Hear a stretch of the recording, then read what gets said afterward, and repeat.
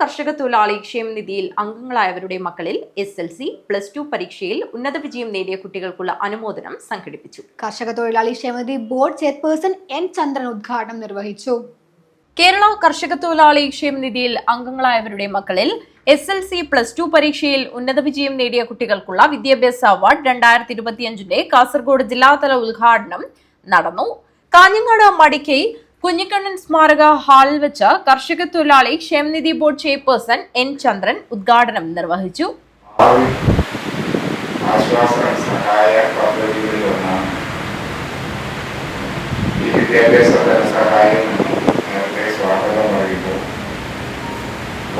Chief officer ഇവിടെ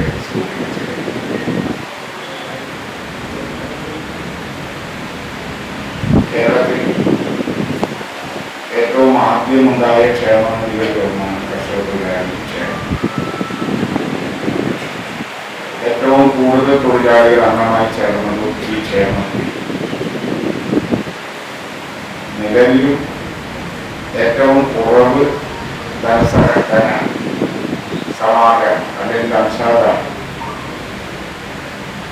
വാങ്ങിക്കുന്നതും ഇതേ ക്ഷേമം.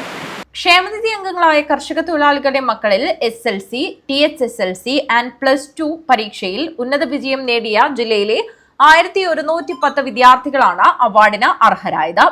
113 വിദ്യാർത്ഥികൾക്ക് ചടങ്ങിൽ വെച്ച് നേരിട്ട് തുക കൈമാറി.